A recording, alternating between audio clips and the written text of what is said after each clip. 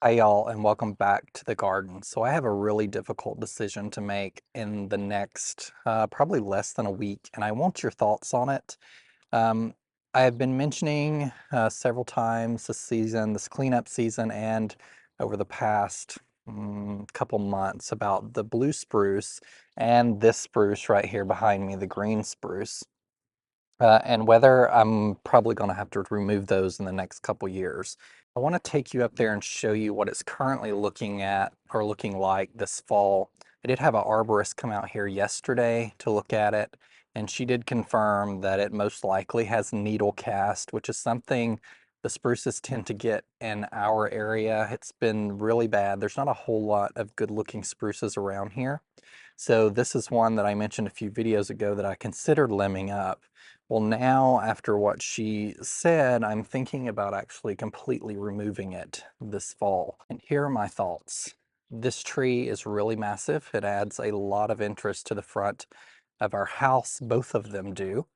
But you can see the inside this fall, what it's doing. It's completely dead in the center, and how needle cast works, or how she explained it to me, is it typically kills off the oldest needles, starting in the inside, so you can see how bare that is. The new ones stay nice and blue or green for the season, and then at the end of the next season, they will do the same thing. They will turn this brown. So my decision really is, you can see these branches down here are nearly completely dead, and that's the outside of the tree. So I don't know. I kind of want y'all's opinion as to whether I should just go ahead and get these removed and move on to something else, or if I should keep them another year. You can see this one right here is doing the exact same thing. See all the brown dying off in the center this fall. And I don't think it's unusual for spruces to drop their needles a little bit. This have been really prolific for the past several years. And knowing that spruces just don't do great in our area, um, I'm thinking these definitely will have to come out. So here's my thoughts.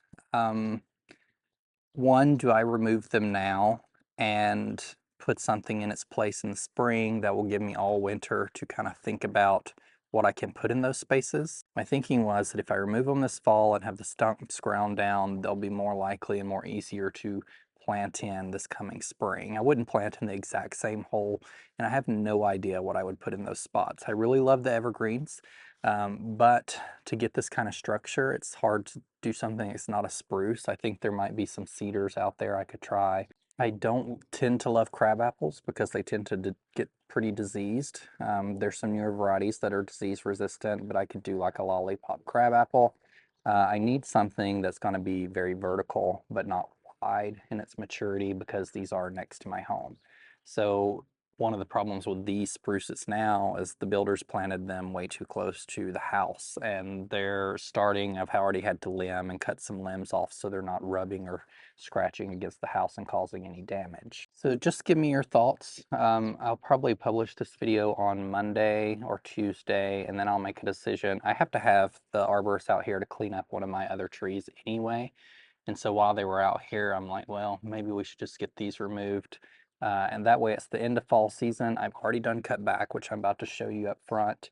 So the risk of damaging any plants right now isn't really severe. And if we can just get in here and get everything cleaned up, root ball or stump ground down, that will give me an idea. I'm a very visual person, and because these spruces take up so much space, and they have grown quite a bit since we've lived here the past 6 years. I think since I've had drip irrigation, they've been much happier as well, but they're suffering from this needle cast. And so getting them out of the way will allow me to do a little more dreaming and thinking about what I need to put in this location. So just let me know your thoughts. I'm going to take you around and show you how I cleaned up my front garden beds. And they're not completely done. I need to come through and still pull weeds. But I used a different method this year to clean up most stuff. If you watch the spring garden cleanup video, I used my string trimmer to trim up my variegated lorope. I'm getting tired of this bending over and cutting like a million hosta in my front yard. So I just broke out my string trimmer and cut down all my hosta too. So I trimmed all the lorope up and the hosta. So you can actually see here, it looks kind of rough right now, but these will completely die down to the ground after we get a couple more hard frosts. They were already severely yellowed and wilted, so this is just a little bit of time left, and I did that to all of my hosta, and it was super easy. Even the big ones come through and just cut them down, and it looks so much better now. This area as well, see how empty it looks. I did plant all of this 𝗟𝗶𝗸𝗲 in here to kind of cover the ground eventually.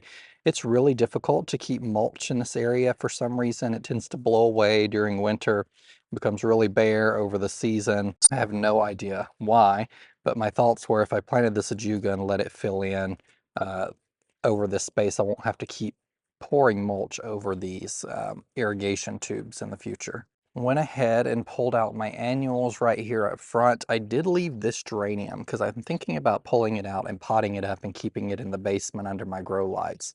I don't know that I'm going to grow geraniums next year, and so it'd be nice to have this one saved over because it is my favorite color. This one's called Salmon, I believe, Maverick Salmon, and I think it's just the most beautiful orangey pink coral color that you could ever find. I went ahead and cut down my alliums to prevent them from seeding so much over winter and coming up everywhere, something I've not done before either. And I mentioned that I was probably going to trim down my lavender a bit, which I've not done in seasons past either. But what I did was I just kind of made a hedge. You can see it here. I trimmed the top and I trimmed both sides just to keep it lower. That way it will not trap falling leaves, which is the biggest issue I had with it over winter, was trapping falling leaves, and then it made it more difficult to clean up in the spring. So this will still provide some protection for the crown of the plant, but also make it easier in the spring when I come through with my trimmer and just need to trim it up a little closer to the ground. Some people actually cut their lavender down about only that much. The problem with that is this growth that I would have left here becomes super woody in future years. And so I like to get down into closer to the plant.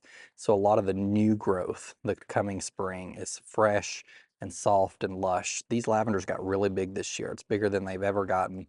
And I don't know if it may have been the extra rain. We had a really wet summer. These are on drip irrigation, but I didn't have to run drip too much this year because it was so wet. This lavender is the Hydrangeas variety because it does stay smaller. This year they're just 3 or 4 years old in the ground, and they got bigger than they ever had before. Then I came through and just cut up the 𝗟𝗶𝗸𝗲 as well. I'll have to come through and mulch in the spring and clean this bed up a little bit more. My focus isn't so much getting it perfect in the fall. It's just doing a majority cleanup because a lot of this will die back in winter anyway. One of the things I did want to show you is this tiny quick fire hydrangea. I'm going to be adding way more of these to my garden. The fall color is spectacular, and the blooms turn a gorgeous pink color, and it stays so tiny, only 2 to 3 foot tall and wide. It's going to be the perfect little specimen right here on the corner of this flower bed, and I think it would make great specimen for other parts of my garden as well, where I just need to tuck in something small that has beautiful bloom color. It blooms early because it is called the quick fire.